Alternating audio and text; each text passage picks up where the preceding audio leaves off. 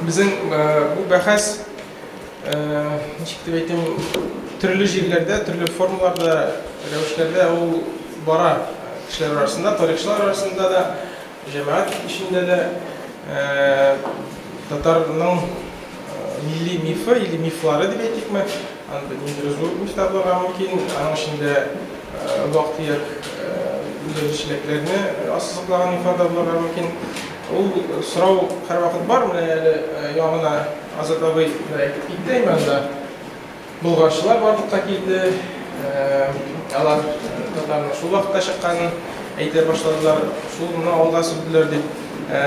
Maya kızık için sen sorap qarayım әлі, мұнда Кирилл Исхади. Біздің әлімде қонақ барақ неде бар? Кирилл Мартынов,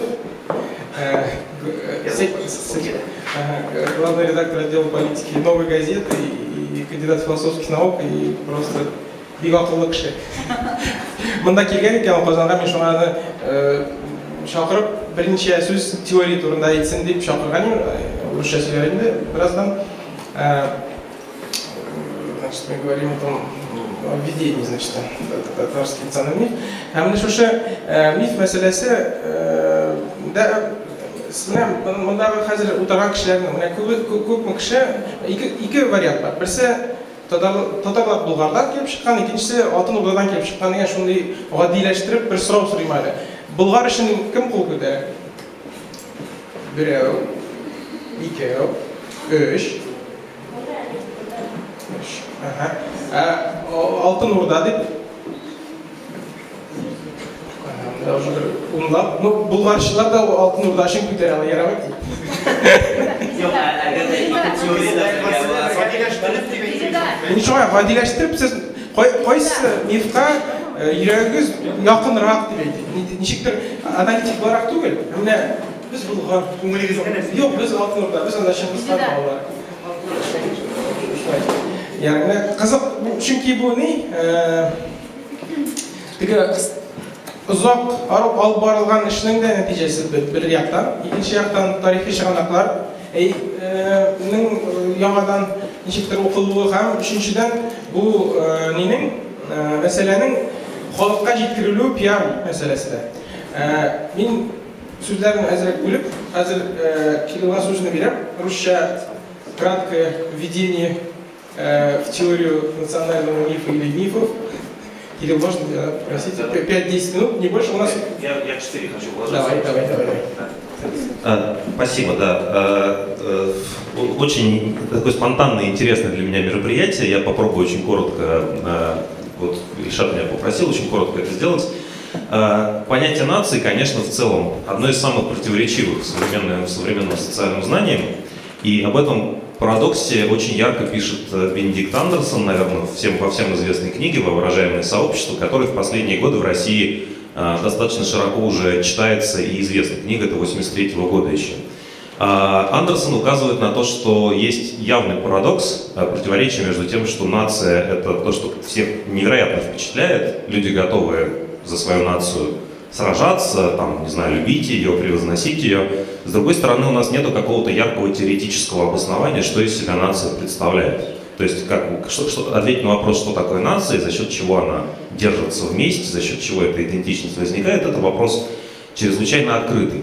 И вот частным случаем этого парадокса о нации, такого разрыва между ее величием и ее теоретической пустотой, является как раз дискуссия про национальный миф.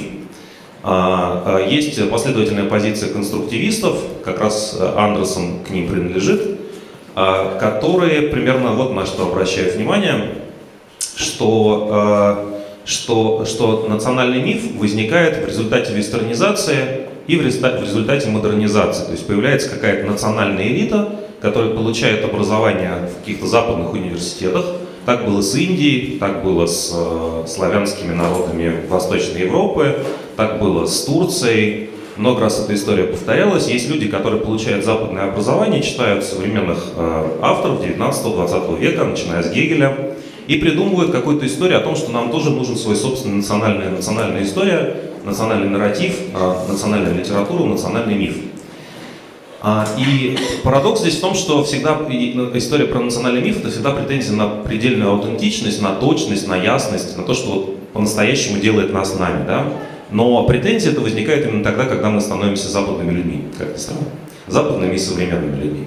Вот, и позиция, да, я могу сделать одну еще библиографическую ссылку, книжка, которая меня в свое время очень сильно поразила в отношении России. Это книжка гарвардского историка Дэвида Бранденбергера, который написал книжку «Национал-большевизм», значит, «Сталинская массовая культура и рождение русского национального самосознания».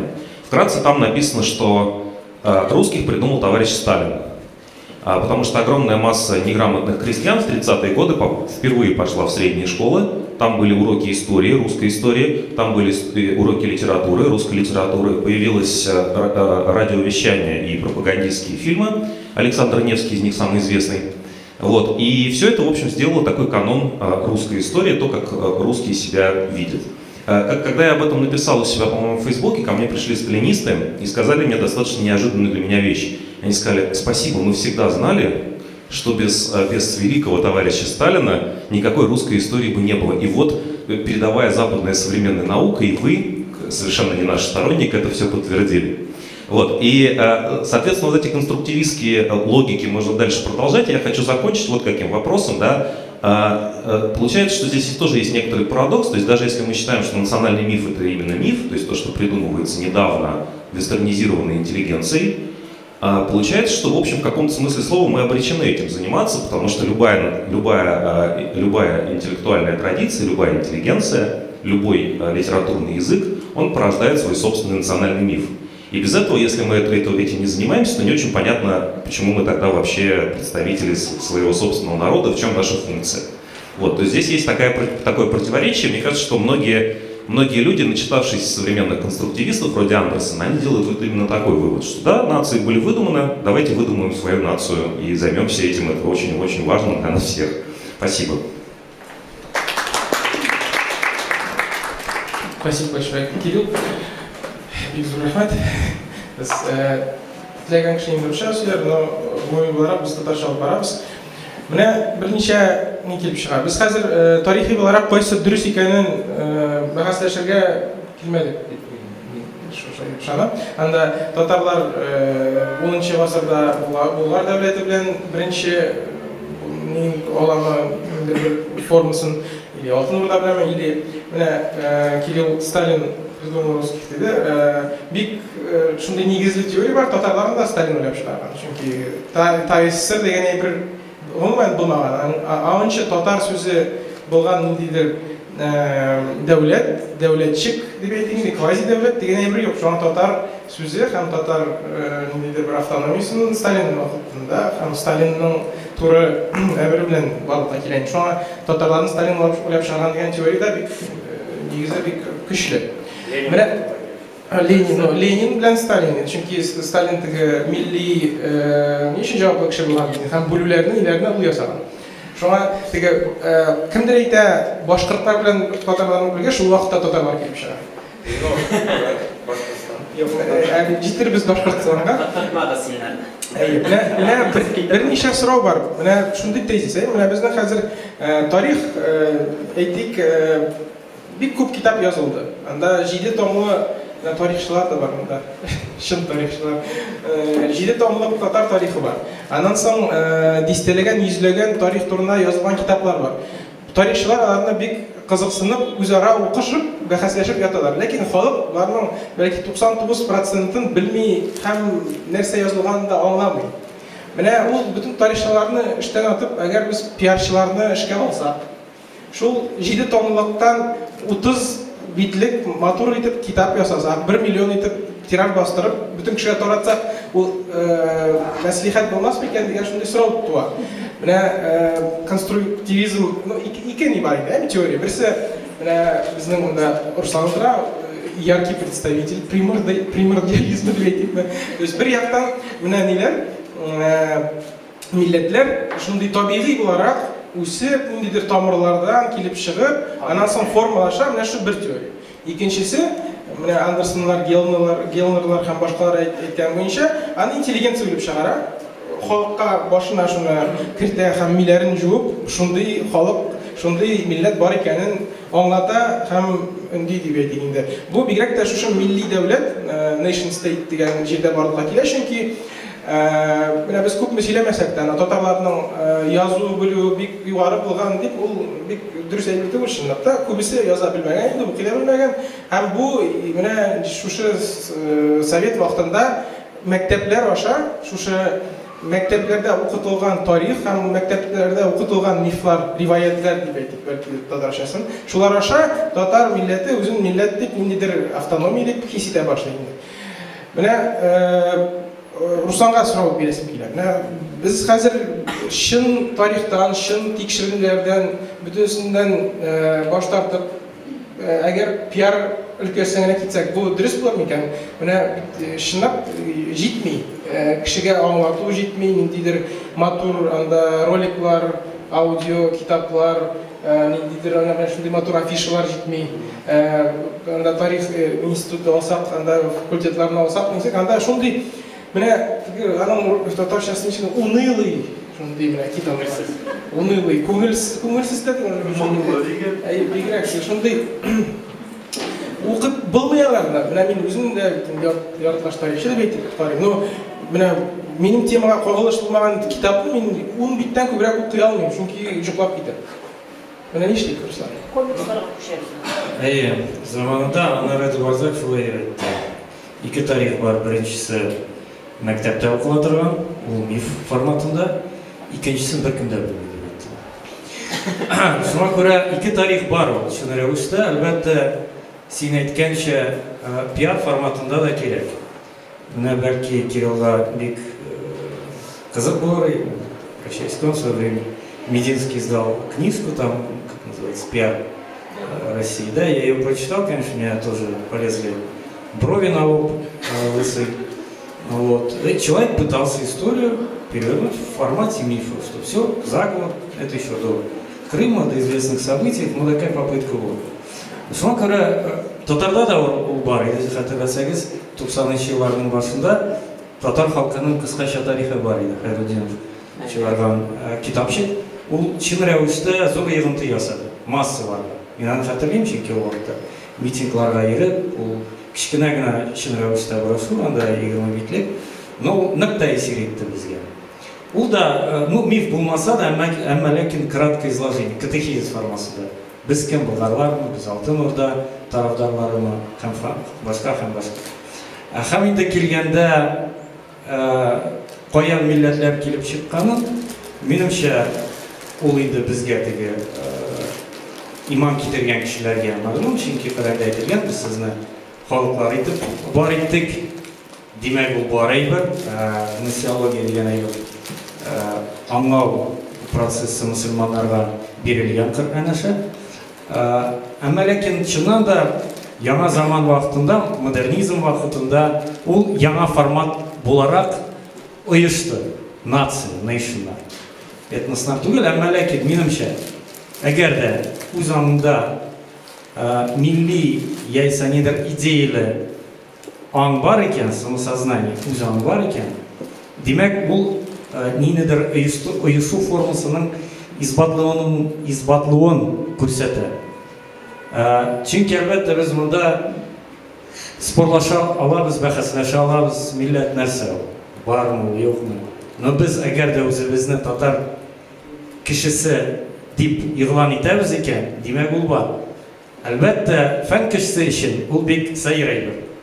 Самоопределение ул бит аны нитеп та булмый, алып та булмый, чукып та булмый. Шулай бит. Алай сорау буенча, татарлар нәрсә берләштерә? Менә Польша, Литвада яшәгән татарларны Нижгардагы мишәрләр нәрсә берләштерә? Ике әйбер бар. Беренчесе милли үзаң, самоопределение. Мин татар дигәне, әлбәттә. Икенчесе тел белән дин. Тел юк аларда. Кемнәрдә? Польшада. Но бар, төрки татар теле. Юк, алар Беларусьта инде туган мия күчтеләр. Шуны айнытканнар бит мәктәпләрдә. Булсын, алар бит туган телен төрки телен дип тыялар. Телне белү түгел, Белә түгел, әлбәттә. Тарихи хәтер дигән. тарихи хәтер форматында. Чөнки мәсәлән, мин туган телемне белмәсәм дә, мәсәлән, мин аны туган телем дип хис итәм. Алайса без менә татарның милли мифының бер өлеше буларак, туган телне татар тел буларак билгеләү дип әйтә алабызмы?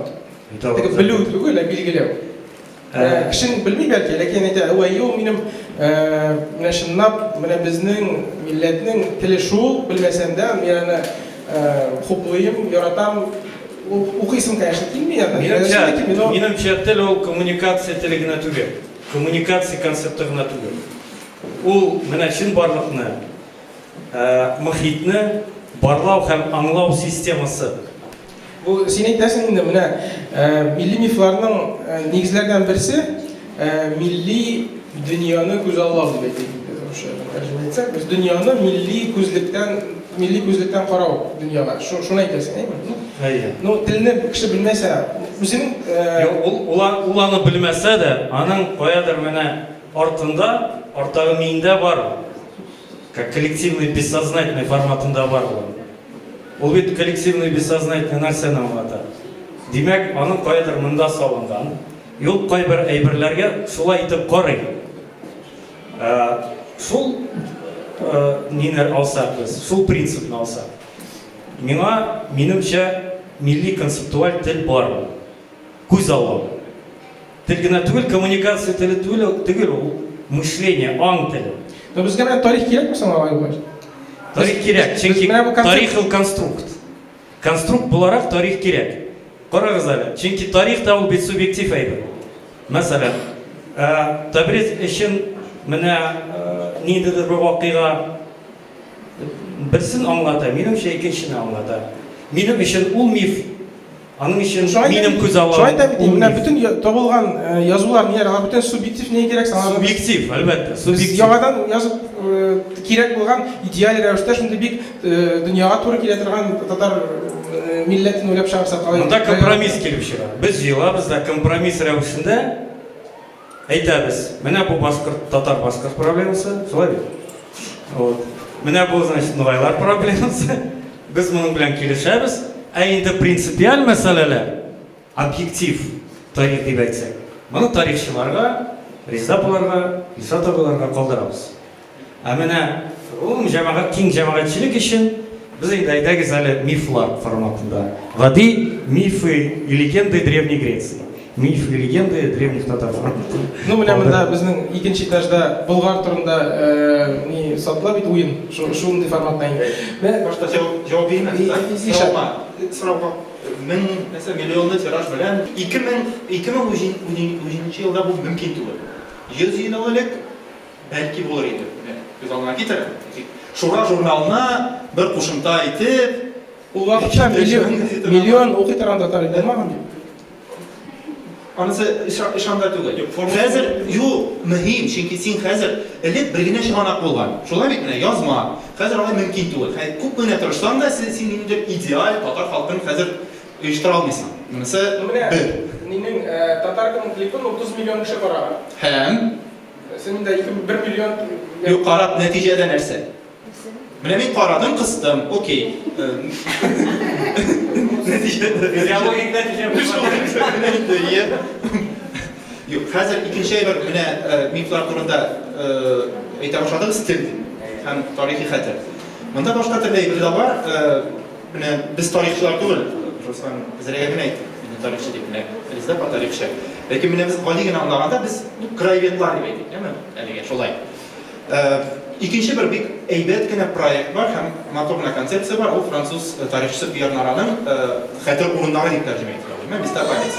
Ягъни французларны француз итеп берләштерә торган нинди ул урын географик урын түгел ул.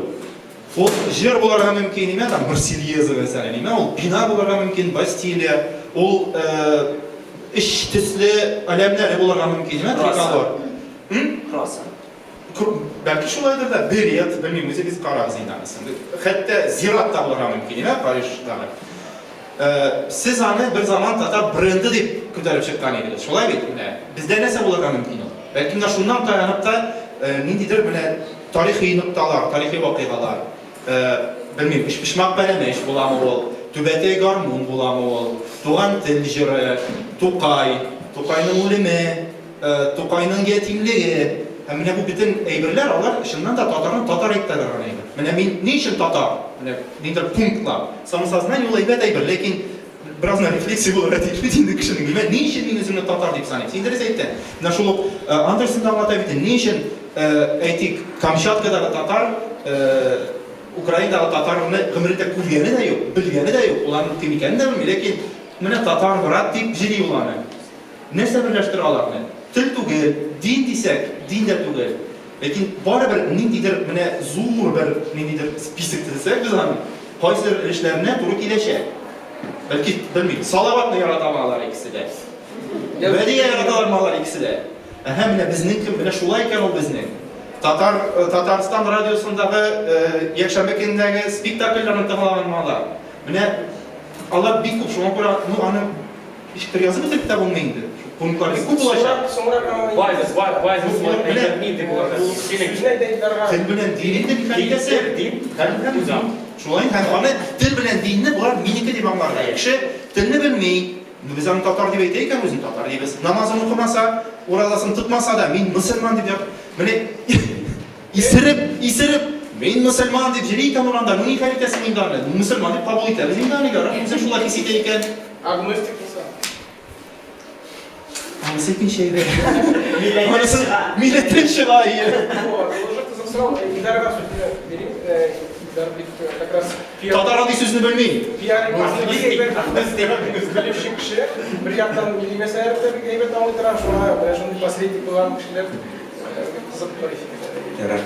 Мен теге тасакны бітірген кіші боларақ азырақ рус сөздерін қошып сөйлеймін, иә? Меніңше, біріншіден политектегі сұрауға бізге миф керекmi? Нәрсе үшін керек? Мәселен, айтайық, өз аңны өстірер үшін, деймі? Шұғының үшін керекmi бізге миф керекmi? Или тарих керекmi? Шұның үшін бі? Алайса, Жауап бер, керек mi yok mu? Вот, қазір мен жауабını біраз теге... Апарттан сұраулар берер, жауап бермейді. Һәм шундый сорау. Нәрсә файдалырак? Теге без бит тарихны әйтәбез, алып атып та ташлыйк дип әйтмибез, әйме? Нәрсә?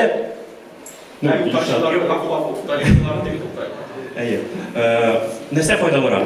Миф тудырымы? Һәм без миф дип аны пиар әйтәбез. Миф түгел, теге ниндәй вакыйгалар, әйберләр тудыру, әйме? Нәрсә файдалырак? Тарихны хәзер өйрәнү, эшләп, һәм менә бу китапларны чыгару, яки менә хәзерге медиа кулланып, ниндер шундай үзаңны үстерү өчен әйберләр чыгару. Нәрсә файдалырак? Ишарат нәрсә әйтә? Әйдәгез, теге акчаны алыйк, менә моңа сарыф итик, әйме? Шулай бит. Һәм минемчә үзаңны үстерү өчен беренче шартта Ақша керек? Миф керек. Әйе. Ну, аны без миф дип атыйбыз, вә миф ул сразу теге негатив ниндер әйме? Әйе. Һәм Негатив түгел. Ни ул хәзер кеше biz менә монда утырабыз, шундый бөтен без татарлар, әйме, үз аңабыз әллә кайда теге ишеп киткән уже бөек халык. Ну, в массе, да, без татарлар үз аңы турында бик уйламыйлар. Ох, мин ни өчен үземне татар итеп саныйм икән? Теге, ну, аны теге әтисе, әнисе өйрәткән, анда тагын бер инде һәрберсенең инде сәбәпләре бар, ләкин гомумән алганда беркем уйламый. Шуңа күрә беренче менә хәзерге без булган халәттә минемчә менә мин шул җавапны тудыру өчен мифлар кирәк. Шундый фильмнар ясарга, анда шул китаплар чыгарга, научно-популярный лекциялар ясарга һәм башкалар. Һәм ул тарихчылар да тарихчылар өчен дә әйбәт әйбер булыр. Чөнки тарихчылар каян алына? Студентлардан, абитуриентлардан. Алар татар тарихы факультетына килсен өчен Юган. Ну, кафедра нәрсә бар бу берәйсе. Студентлар килсен өчен аларны кызыксындыра кирәк. Һәм обычно ниндер шундый кичкенә әйбер кызыксындыра, әйме? Ниндер зацепило бер әйбер. Токтамыш татарларны тудырган. Все, мен шуны өйрәнә, әйме? Һәм ничектер тарихка да килә, шулай да килә. Шуңа күрә хәзерге хәләттә минемчә миф файдалырак, тарихны өйрәнергә кирәк, ләкин беренче чиратта ул миф тудырырга кирәк. Һәм тагын бер әйбер сорау, мен аңа җавабын белмим. Нинди миф? Мәсәлән, файдалырак нәрсә? Тарихны өйрәнү яки ялган миф тудыру? Менә заманында Рина Геном шулай дип әйтте. Тарих юк, а миф бар. Чөнки ул сакланып калган. Но шул ук вакытта, менә мин Казахстанда булып кайттым. Алар барысында казак дип әйтәләр. Атилла да казак, Чингисхан да казак, бөтенсе казак. Bizde de dinler var indi. Бездә дә бар. Чувашстанга чыгып китәсең икән, анда да шул шумерлар, чувашлар булганнар, Шумерлә шәһәре, тегесе унысы. Мариларга чыгып китәсең, шул ук хәл. Шулай. Әгәр дә ул аларны берләштерә, әгәр дә ул аларның милли үзаңның фундаменты нигезе итеп бар икән, булсын, мин аларга каршы түгел. Ни өчен? Чөнки ул массалар өчен, чын рәвештә син аны дөрес әйттең. Элиталар өчен, милли элита өчен, сәяси элита өчен, зыялылар өчен моның айрым ние бар, урыны бар. Шуңа күрә арш бар, да, уделенный емес. Шуңа күрә буларга пәрмәшләр, буларга акыллы китаплар. Минем принцип шулай. Чөнки әгәр дә без халыкны элита белән бутасак, нәрсә килеп чыга? Салават Миңнеханов килеп чыга. Юк, ул начар түгел. Элита үзен бик ярата. Ярата әлбәттә, ничек? Конечно, зыялылар, татар зыялылары, менә шундый инде. Булырга тиеш, булырга тиеш. Без тарихны беләбез. Монда башка сорау Чистый грамшизм булырга тиеш. Татар элитасы бармы, юкмы дигән сорау бар. Без бит социалистлар түгел. Ул була алмый. Фаланстерлар, уртак ниләр була алмый. Объектив рәвештә була алмый. Нигә була алмас? Җәннәттә була ала, монда юк. Руслан булган зыялылар турында Әйе. идеаль зыялылар турында. Идеаль зыялы. Руслан Кәләпүшле, шәйле, сакаллы. Кадимче буларак Руслан теге иске мусульман нигә формулага итте. Гавам ва хавас Мин кабулеп. постмодернист. Син кадимче постмодернист. Әйе. Андыйларда бар кешеләр. Монда барлыкка килделәр.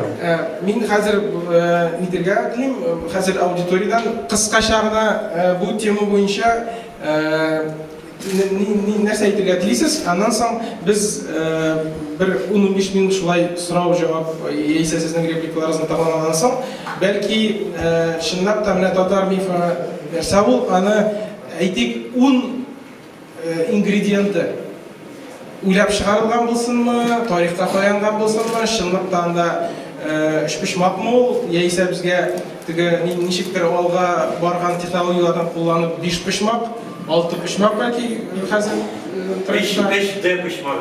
3D, 4-нче измерениягә кертеп киткәндә була. Шуны бәлки уйларбыз. Бу тема буенча менә монда безнең Илнар бар. Илнар тарихчы, чын тарихчы, бизнесмен түгел. Аны татар мифы турында Илнар бер-ике сүз әйтсәң, монда килә Илнар утырасың. Шык монда. Еще этнополитолог, так к тому же. Тарих фәннәре кандидаты. Мен әлеге булган сүзгә кушылыбрак үземнең фикеремне әйтәм, бу тарихи миф турында. Минемчә, мин дә тарихи мифтер, минекечәрәк, дөресрәк әйтәм, тарихи конструкт. Тарихи конструкт минемчә ике төрле була. Ул шул ук сезне тарихи миф дисегез бит. Ул чын тарихта язылган, андый тарихи конструктны менә халык арасына таратып, аны бер милләт итеп үзәнчтерәбез. Һәм икенче разновидності була дип әйтәйек инде, ул менә теге чын барлыкта теге халык арасындагы килгән легендалар, риваятлар, мифта төзелгән тарих, аны инде теге галимнәр әйтәләр folk history. Менә без ул folk historyны халык арасында пропагандаштыра башласак, әйбәт, ул как правило бик эффектив булмый. Мин менә кыскача гына бер теге мисалына китерәм.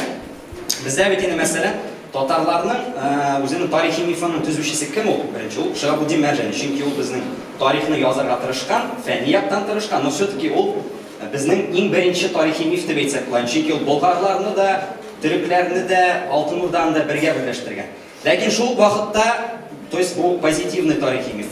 Шул вакытта отрицательный тарихи миф та була. Мәсәлән, мин үзем Башкортстаннан буларак, үзебезнең тугандашлар башкорт халкының теге мисал әйтергә китерәм, әлеге менә башкорт краеведлар арасында шундый күренекле кеше бар, ул Салават Галямов әйбит. Ул тоже folk history миф форматында яза, ул инде мәсәлән тоже Kurtlar yanında yaşap, Башкортлар ул борынгы шумерлар, борынгы фараоннардан чыккан милләт, алар пирамидалар төзегән. Татарда теория тоже бар. Андый бар, но без күрәбез, что андый миф эффектив түгел, чөнки ул шул краевед, шул аның янындагы дуслардан арасына чыкмый, чөнки бүтән кеше Арттырып бәлки ныграк арттырадыр. Ул алдау икәне аңлый, чөнки аның төп фәнни нигезе юк.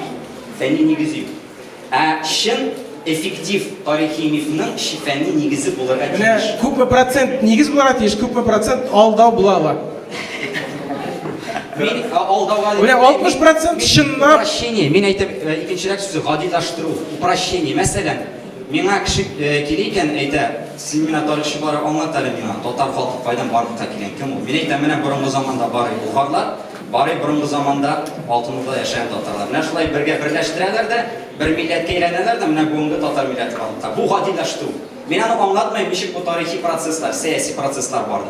Но мин теге җиңелчә варианттагы аңлатам. Менә ике халык бер дәүләткә берләшә, шулардан соң бер милләт барлыкка килеп чыга. Бу алдаумы? Алдау түгел. Но бу все-таки әзрәк мифологизация, чөнки мин гадилаштырам. Менә мин шуның вакытта әйтәм, эффектив тарихи миф ул фәнни нигездә булырга тиеш. Просто аермасы нинди? Шын тарихчылар алар аның чыганагын өйрәнә, аның теге бер-берсе белән бәхәсләшә. Менә монда запятойны куярга кирәк, тегендә нөктә куярга кирәк икән. Гади халыкка инде без аны уже берләштереп, менә Руслан әйткәнчә бер консенсусный вариантын бирергә тиеш. Ну менә хәзер безнең тарихи чыганак буларак, материал буларак җитте бит инде. Уже бит инде бер тагын 100 елга пиар ясарлык безнең ни бар?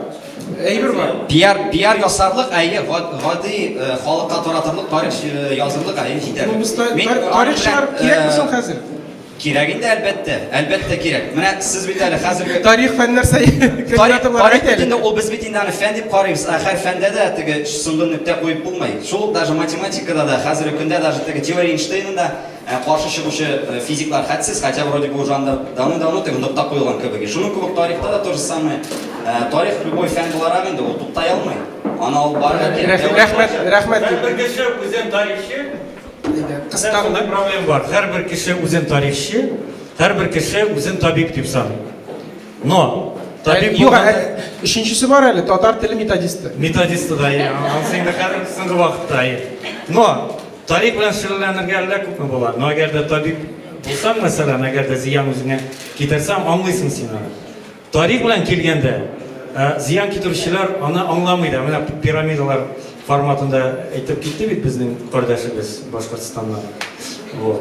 Шул форматта, шуңа күрә мин буларны аерам. Нишләп? Чөнки Крымнан соң рус тарихын белүчеләр яисә татар тарихын белүчеләр имеш күбәйде.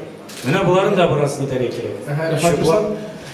Юк, тарихчы чыкты да, менә мифларны без аңладык. Шын тарих нәрсә соң ул? Әйе, шын тарих. Шын тарих барлык шәй чыкты да, шуның белән шул без килештек кебек. Әйе, анысын кем белә? Син хәлитәсең булып чыга бит инде. Консенсус. Әйе, мин тарихчы, кем белән? Кем арасында? Но менә без сезнең белән бергә утырабыз да. Хәзер мин Сез болгарлар белән ул алтындашылар нинди концептка килә аласыз? Хәзер көндә андый радикал. әйдә Илнар урынына Айрат җавап бирсеннәр. Шын тарих бар. Yok, benim konkret fikir yok bunun turunda şunda diyemede. Çünkü şın tarih o yok nerse, şın tarih bulmayın. O her bir şın tarih dip atalgan aybir, o özüne göre bir konstrukt. Sen neydir faktlarını alıp taşlıyorsun, hem özüne ihtibarga layık bulgan aybirni gene ortaya koyasın. Ул яктан килгәндә инде безгә уйларга кирәк, нинди фактлар безнең өчен файдалы, кирәкле һәм безнең милләтне алга таба алып бара торган фактлар. Кем сайлый? Кем комиссияга кем керә? Әйе, кем комиссия керә? Бик яхшы сорау. Әлбәттә, шундый тарихчылар арасында консенсус булырга да тиеш. Аны шундый менә популярлаштырыла ала торган кешеләр аны сайлап алырга да тиеш. Менә 7 томлык тарихтан әлбәттә менә безнең аны кызык популярлаштырырга кирәк, кыска китаплар язырга кирәк.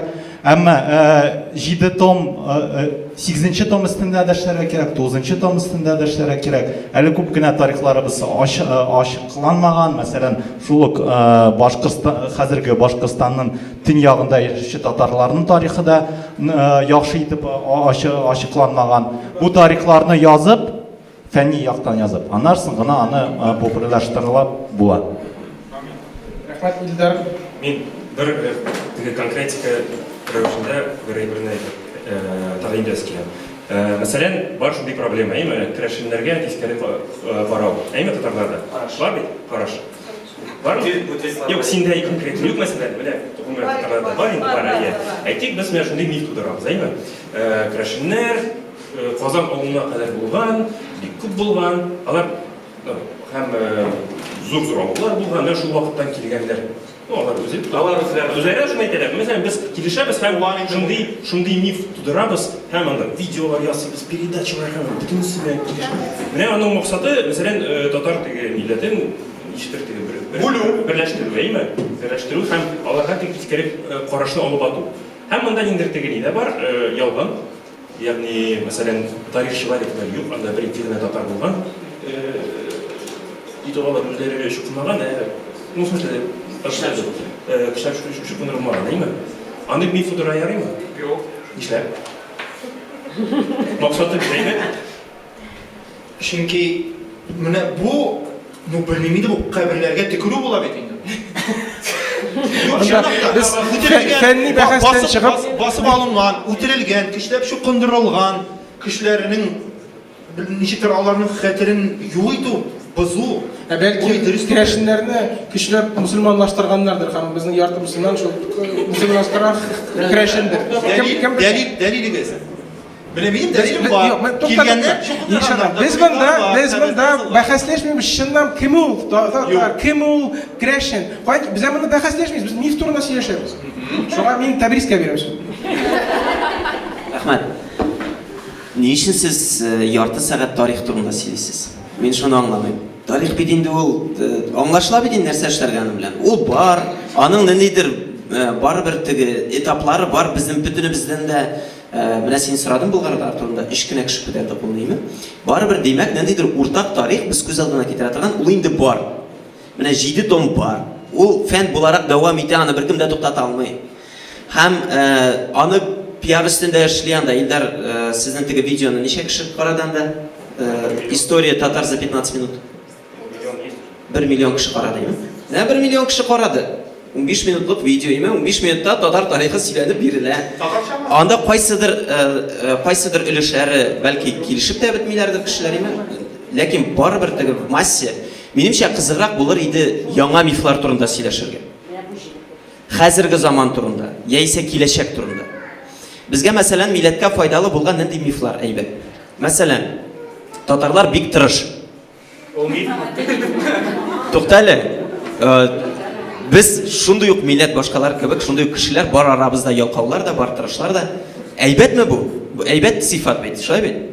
Әйдәгез менә бер-ике миф уйлап табабыз, һәм бу әйбәт тагын бер-ике генә өстим дә, киләчәк өчен.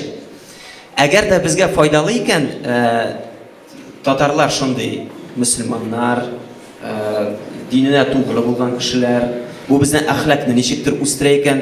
Әйдәгез, менә бөтенебез дә шундый соблюдающий мөселман булмаса да, әйдәгез шулай шул мифка басым ясыйбыз киләчәк өчен. Минемчә, бу кызыграк. Әгәр дә без әйтәбез икән, татарлар креатив дип. Әйдәгез шундый миф чыгарыйк. Менә кайсы миф безнең киләчәк өчен, безнең үсеш өчен файдалы, шундый мифлар турында уйларга кирәк. Тарихта мәңге казынып ятып булганда батасын. Менә мифның бер ние бар, үзенчәлеге. Ул кичкенә генә сыйфатта ирреаль булырга тиеш. Ирреаль. Невозможный форматында, да? Мисал. Мисал китер. Ну, мәсәлән, татарлар 3 метр буйлы. Чын татарлар. Яйса менә, яйса кыргызларның мифы бар. Чын рәвештә әйтәм. Үзем, юк. Кыргызларда аларның таләпләре бар бит инде. Шундый. Берсе әйтә тарихчы, әйтә менә кыргызларның биеклеге менә бу кәләпүштәр. Без моның белән космос белән бәйләнешкә керәбез. Бик серьезный кеше идеол. Шыннан шулай. Татарға да сондай нәрсені шығару керек. Егер де әлбәттә менә Тәбризнең сүзенә җавап бирәсем килә. Әгәр дә без тырыш дигәндә монда ул миф түгел. Ул безне ничектер җиргә төшерә. А миф зур. Yok, qara Ruslan. Менә biz хәзер практик нигә күчәбез да ту. Үлчәнешкә. Измерение шулай бай. Менә нигә даже телефонны нигә куйдым? Яздыра алай. Хәзер без теләгән кеше менә зур бәлки мета нарратив, анда мета риваят бардыр бәлки. Ләкин біз аны хәзер конкретлаштырып, анда тырыш та була ала бер яктан керәшен дә була ала. Хәзер Дөрес керәшен. Гипотетик буларак әйтәм инде. Шуңа без менә хәзер уйлыйк, менә ул татар тарихына да нигездәнеп булырга мөмкин ул андый мифчыклар, мифлар, бәлки кемдер яңа бер дәүләп чыгар, менә шул анда эшпошмакның инновациясында һәр нинди кысты барлыкка килдеме. Анда мәңге татар күргән каракатицаның төсләрен кертеп, менә ул бәлки ул кирәктер хәзерге дөньяда. Менә әйдәгез нитеп карыйк. Менә 10-15 миф, бәлки кичкенә мифлар, бәлки зур мифлар, кемдер әйтер, менә юк шунда бит татарлар Атлантидадан килеп чыккан дип. Андый язулар булган инде. Хәтта Әлкитида дип атала башта. Әлки районы Әлкитида. Шуның белән бәйле. Тоже миф корпорация. Шулайдыр. Нәрсә булалар? Менә кем Хәзерге заманда миф турында Юк, менә без менә шулай әйтик. Менә фаразлык менә монда хәзер фикерләрне берләштереп, bir kontseptdan itib, anaсын зур, анда дәүләт программасымы, җәмәгатьчелек программасымы булачак, һәм моны 5 миллион татарга беренче таратырга кирәк булачак. Мен шулай дип уйлыйм. Bir teorия. Сразу башка. Bir teoriya килде. Минемчә аның фәнни нигезе дә бар. Татарлар һәрвакыт дәүләт төзи. Һәрвакыт. Non-stop. Бу көлке сүз түгел, мин аны хәзер избатларга тырышам. Әгәр дә аның менә республика күләм яисә ниндидер ил рәвешендә килеп чыкмый икән, ул ким дигәндә үз йортын төзи, крепость буларак. Һәм анда үз дәүләте кебек яши. Һәм менә мин Казан тирәсендә дә карыйм, безнең әти-әниләр кылки нинде яшиләр инде поселогында. Һәм анда безнең ике урам бөтенесе татарлар. Мин аптырыйм, әйтәм, ничек монда ялгыш шәкелләрме булар, ничекме? Юк, менә аның шундый бер ние бар, безиге бар. Ул үзенең дәүләтен төзи анда, үзенең тәртипләре, менә төзи алса урам төзи алыр иде, төзи алса шәһәр дәүләт төзи алыр иде, төзи алса егәрлеге булса илдә булыр иде. Моны язып. Моның минуслары да бар әлбәттә, чөнки теге дәүләтләр umuman ниндидер кризиста булган вакытта, бәлки милли дәүләт биткәндә татарларга дәүләтче буларак калулары ничектер анахронизмда бара мөмкин. Бу минем. Җәмәгать, менә без яңа миф уйлап чыгару турында сөйләшәбез, диме? Ул мифлар инде бар бездә. Әйтегез. Һәм булган фольклор. Фольклорга. Конкрет. 12 тоннлык безнең фольклорыбыз бар. Юк, безгә шулар. Аны галимнәр төзегән. Ике бит кирәк. Әйдәгез мин сезгә төзеп бирәм. Шунда минем инде яртысы язылган. Конкрет ике фикер әйтегез. Карары җәмәгать, берегез дә фольклорны белмисез торып, монда яңа миф уйлап чыгару турында сөйләшергә мөмкин түгел. Бу системаның корбаны, шуңа белмибез. Менә хәзер тыңлагыз әле. Менә мин килеп кердем дип бер аудиторияга да, анда берсенең дә башында түбәтәйдә юк. Бездә бар. Юк, 50%. Мәсәлән, мин әйтәм. Берсенең дә милли киеме дә юк, өстендә дә берсе дә Коръән укып та утырмыймы? Һәм менә мин шунда керәм залга. Менә шулай карыйм да, һәм мине каядыр тарта. Каядыр бу Татарстанда түгел, гомумән башка җирдә булырга мөмкин. Һәм мин үземнең татарымны эзләп табам шунда. Мин аңа барам. Бу нәрсә дигән сүз? Мин аның күзенә... Юк, телепатия түгел. Бу татар татар жаны, татар рухы дигән нәрсә бар. Ул менә бөтен дөньядагы татарларны берләштерә торган әйбер шул. Чөнки миңа бик күп җирдә булырга туры килде. Чыгыш ясарга туры килде. Урыслар арасында да, башка милләтләр арасында да. Әмма ләкин шунда мин татарча җырлыйм, әлбәттә, халык җырларын. Шунда сикереп торып берничә кеше минем яныма килеп, нашатып мине алып киткәннәре бар, алар татарлар булып чыкты. Бу Америкада булды, Һиндстанда булды шундый хәлләр. Димәк, монда тел дә түгел әле. Менә мин бит җырчы, җыр моң. Моң ул менә саклауның, татарны саклауның ул беренче бер билгесе, бер мифның бер билгесе. Аннан соң мин сезгә менә һәр тагын бер мисал китерәм. Нидә? Кырымда яшәүче кырым татарлары. Без эреп бетеп барабыз монда, Россия ичендә, шулай бит. Кырымда яшәгән кырым татарлары, алар бер кайчанда эреп бетмәячәк. Ни өчен? Чөнки беренчедән җырлары, алар халык җырларын алар бер кайчанда, менә без хәзер бузып җырлыйбыз бит әнә, бузып яңаша ритм белән тегеләй була дип. Алар бер кайчанда алай итеп җырламыйлар. Алар саклыйлар. Кием, костюм. Менә ул костюм баш киеме. Ничә еллар алар әнә теге һаман тегене кияләр. Без менә мондыйны да ясаттык, мондыйны да ясаттык. Тегендәне дә ясаттык, мондыйны да ясаттык. Алар бер кайчанда үзгәртмәделәр. Менә нинди булды аларның? Ул шул калды, бренд. Ул менә киемнәрендә, аларның костюмнарында, ул орнаментларында, безнең хәзер татар ансамбльләре, бию ансамбльләрендә нинди генә төсләр барлыкка килмәде, нинди генә киемнәр барлыкка килмәде, нинди генә костюмнар тегелмәде. Тыңлагыз. Ә менә хәзер алыгыз бренд. Аңладым. Бренд алыгыз. Татар җыр бию ансамбле. Менә ул сезгә бренд. Әнә анда киеме дә, костюмы да, моңы да, музыкасы да, тавышы да бөтенесе сакланган. Тагын бер нәрсә әйтәм. Бер туганым бар, авылда яши. Шул туганымның баласы рак белән авырды. Бу балага теге костный мозг кирәк булды. Шул вакытны теге фондлардан, ниләрдән акча җыйлар, әллә ничә миллиард. Шуннан соң монга Германиядән китертеп, костный мозг пересадка ясарга тиешләр иде. Шуннан соң врачлар тапканнар, әйткәннәр моңа, менә фәләнчә миллионда аңа менә бунда күчерәсез, һәм костный мозг сезгә кирәк Германиядән.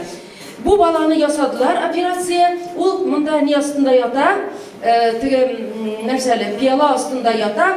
Шуннан соң ике кеше керә. Бу әтисе утыра бу бала янында, ике кеше керә. Бу ике кешенең берсе яшь кенә, берсе врач. Врач теге яшь кеше әтисенә карый, балага карый, килә, баланы карый. И аннан соң карый, сөйләшмиләр, бер сүз дә сөйләшмиләр. И бу кеше менә шулай итеп тукталып, аңа карап, менә шулай итеп тора, и булар чыгып китәләр врачлар. Шуннан соң ахырдан врач моңа әйтә: "Бер нәрсә дә сорама, бер нәрсә дә әйтмим сиңа. Хәзер әйтергә ярамый. Менә бу сезнең балага костный мозгны биргән кеше. Бу сезнең 7нче буын туганыгыз. Бу сезнең туганыгыз. Ул Германиядә яши. Аның менә кеме теге ватан сугышы вакытында шунда киткән, һәм шуннан бу кеше именно бу балага костный мозг кирәк булгач, теләсә кемгә бирмәгән. Менә шушы балага биргән. Менә бу җан авазы, рухның тартуы дигән сүз бу. Шуңа күрә уйламагыз, мифны искусственно уйлап чыгарып, әллә нәрсә, әнә урыслар уйлап чыгардылар инде. Нәрсәсе? Мыскыл итеп кенә карыйбыз, үзебез дә ышанмыйбыз алар, үзләре дә ышанмыйлар. Шуңа күрә җәмәгать, өйрәник үзебезнең фольклорны, үзебезнең сакта торыйк, үзебезнең bütün kıymetlerimiz, менә шушы мәңгелек кыйммәтләр, алар фольклорда бар. Сакланган җырларда да, моңнарда да, киемнәрдә дә художниклар ясадылар, чыгардылар. Әлбәттә бу бик күпләргә көлке булып тоелыр. Чөнки хәзерге яшьләр инде төкереп бирделәр ул моңнарына да, ниләренә дә. Әмма ләкин барыбер шуңа әйләнеп кайтабыз. Бүтән дөнья фольклор белән яши. Рәхмәт Җәлал.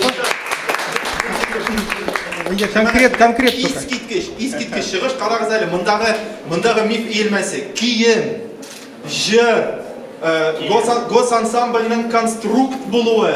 Сапаги. Менә шулай карагыз сез. Моң, костный мозг, бөтенесе бергә. Алай киенмәгәннәр бит инде татар гомергә. Ул җырларны җырламаган бит инде бездә апай. Тем более, мин белән бит инде ансамбль. Кырым татарлары вообще гомумән бер милләт булмаган, ике гасыр элек. Яра, әйдәгез, булды, җитте, талашмыйк. талашмый, Гүлзат апаның сүзләре бик дөрес, мөһим. Миф буларак без моны сразу 15 штукны язып куйдык. Бер җирдән кертегез. Юк, язылды, аудиога языла. Әйдәгез, тагын нинди фикерләр бар? Нәрсә татарны анда берләштерә ала, миф була, ниндидер, анда бәрәмәш нәрсә? Үч пошмак. Менимчә, менә татарларда бар шундый миф. Без күп. То есть һәр вакыт тарихка караганда без Алтын Урда карабыз. Менә Алтын Урда без анда чыктык, аның территориясе зур, значит, бу безнең тоже территориясе, әйме? Һәр вакыт әйтәбез, менә татарлар без 5 миллион. Анда шуннан әйтсәк ничек? Казанда татарлар күпме? 80%. Анда башка өлкәләрдә, төбәкләрдә күпме татарлар яши? Күпме? Без менә һәр вакыт карыйбыз, менә без күп. Но шуннан әйткәндә без күп җирләрдә әз итеп торабыз. Шуңа күрә без күп түгел. Бу безнең шулай ук милли миф. Без күп дип. Әйдәгез шуннан Чагыштырмача карасаң, статистика буенча без икенче милләт саны буенча. Әлбәттә инде Курган өлкәсендә карасаң дигәндә монда, ләкин 6 миллион аз түгел ул. Юк, менә хәзер конкрет тәртип буларак татарлар әз дигән мифны ясыйк. Татарлар үчесен дигән миф. Юк, ул миф түгел бит, ул бит тәкъдим. Бик яхшы миф. Юк. Юк, татарлар күп дигән миф әйбәтме юк? Телгә карата ике. Начар дисең. Юк, син тарихчы буларак карыйсың, әлбәттә ул русларга карата әз, ләкин миф буларак әйбәт бит инде. Күп һәм бөтен Ана дөньяда. Наполеон әйткән, хәтта урысны анда. Кеше башласа. Әйдәгез конкрет әйберләр, Ике пожалуйста. миф актуаль. Конкрет әйберләр. Күп һәм бөтен дөньяга танылыр. Бөтен дөньяда. Білесіз бе, мені қызық та, мен мінінші еларда башында қызықсынан башландым şu татар тарихы білен, енді үләкін кітапан, мен алғадым. Мен şu Сибирне алғанда, орыслар алғанда, анда жерлар үләкін, теге Мессершмитт, алар тарихчылар яза башладылар, татарлар белән очраштылар, анда яшәгән. Там беләсез бит, Россия спасет мир, шулай шундый бөтен дөньяны коткара. Менә шул Мессершмитт теге вакытта язган, что шул татарлар турында шундый легендасы бар, что татарлар дөньяны коткара. Меня конкрет так понимаю, татарлар дөньяны, татар спасут мир. Так, Риза, кыскача, пожалуйста. Я вам кыскача. Конкрет.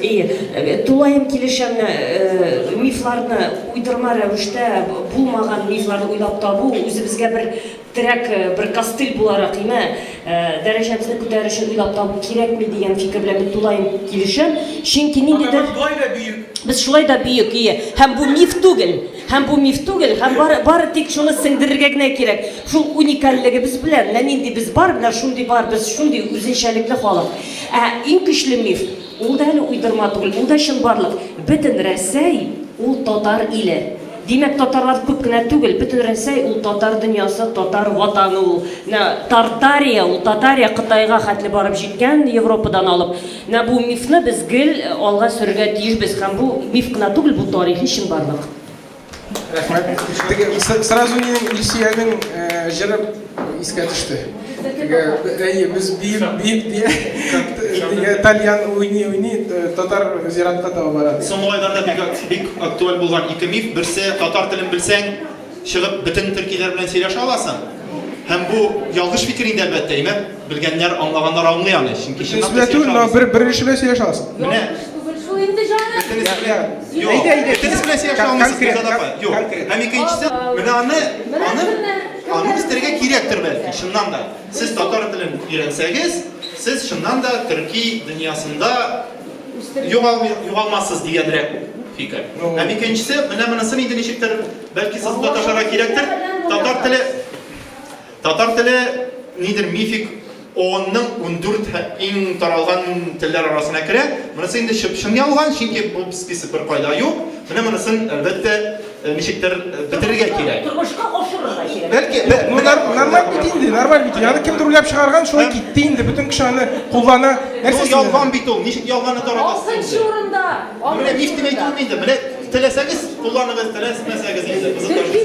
Бүтән кеше менә ул чынлап дибарен ки менә кешеләр миф дигәч тә һәрвакыт ниндидер зур әйберләр турында уйлар.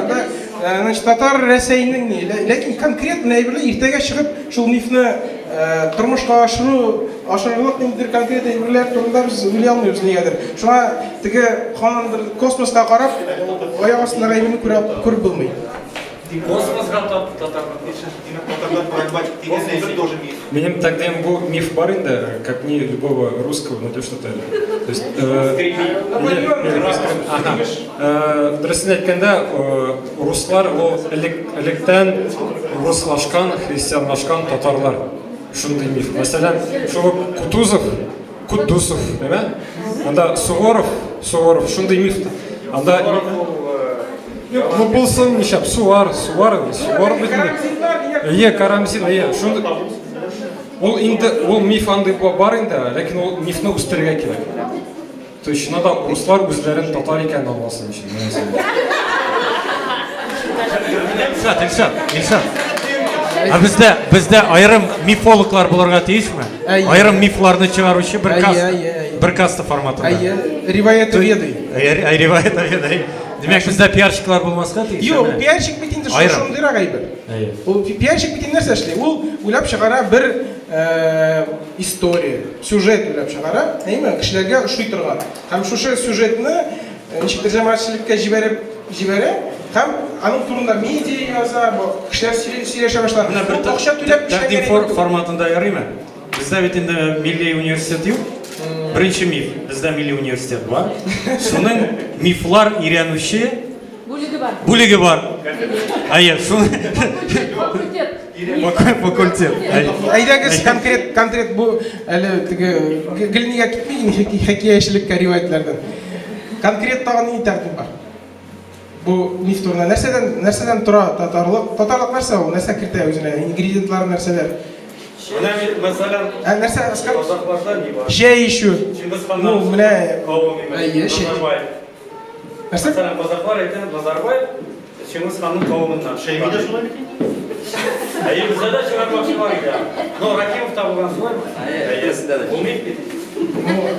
Тәкъдим буларак мин бер анда Мини ханмы, Макси ханмы, Чингис ханга нитергә инде. Тоташтырырга шәҗәрәләрне. Тагын нинди космостан аяк астына төшә. Иллар син дә космос турында сөйлисең. Мин практик буларак, тарихчы буларак, мин просто нәрсә әйтәсем килә, татар халкы гомер буе мифлар өйрәнгән, тарихчаны белә.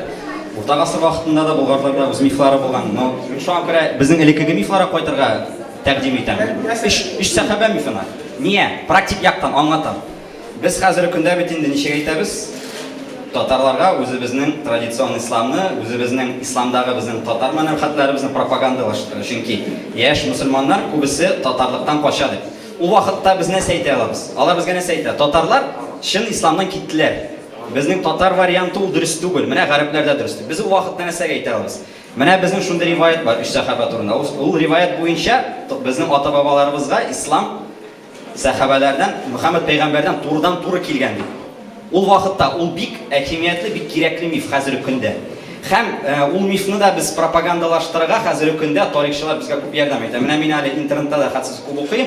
Шул Украина археологлары да хәзерге көндә менә 7нче гасырдагы булган борынгы болгар зиратларын чокыйлар, анда күрәләр элеккеге мусульман обряды, традиция буенча җирләнгән болгарлар 8нче гасырда уже яшәгәннәр. Украина. Менә бу уже аңлатайын, бу нәрсә, то есть ул мифны без төзегәндә бездә уже историческое обоснование бар. Аны естественно чын тарихчы инде аны критика бирәчәк, но кое-какая основа есть в любом случае. Ну, бу бит инде тормышка ашыла, безнең Шыгырдан да 3 сахаба мәчете бар мәсәлән. Иң зур мәчет 3 сахаба мәчете. Шыгырдан да. Һәм әйтеп китәргә кирәк, мифның иң беренче шарты аны опровергнуть, чтобы было сложно. Һәм шуңа бу өч сәхабәне теләсә кайтырга була, чөнки бер кеше аны әйтә алмый. Кире калган ул алай булмаган дип исбатлый алмый. Тагын нинди конкрет әйбер? Булды бу безнең мифик вакыт шуның белән без тамамлыйк. Әлбәттә практикага бик интеп булмады, күчеп булмады. Һаман Димәк, татарлар прагматик халык дигән. Әйе, татарлар прагматик халык түгел. Татарлар это космос. Рәхмәт.